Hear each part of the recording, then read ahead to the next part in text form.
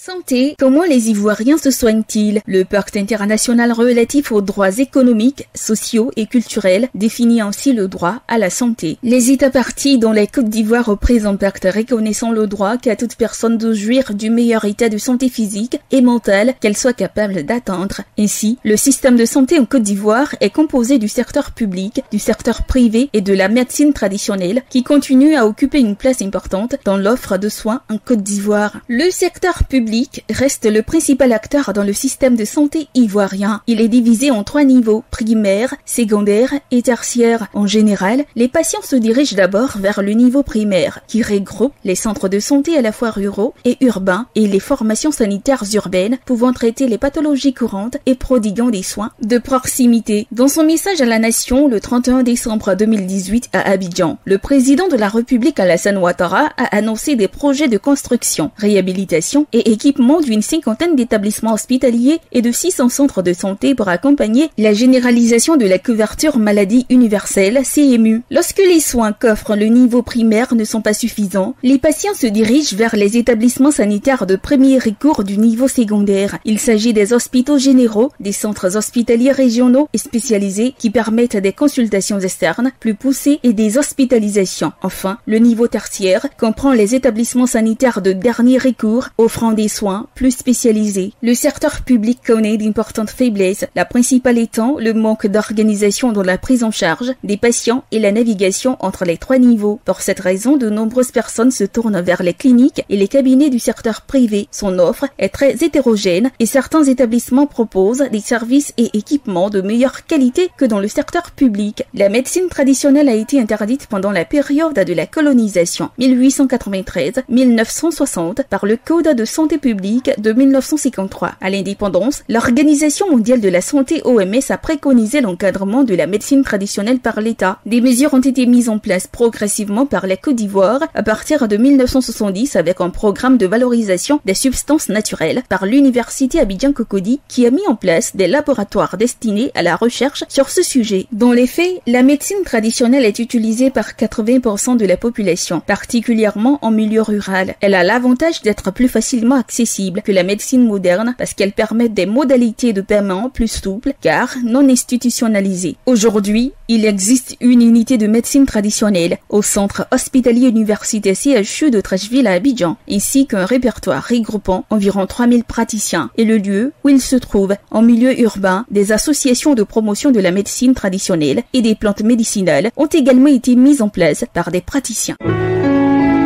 APRA, Agence Presse Radio et Audio.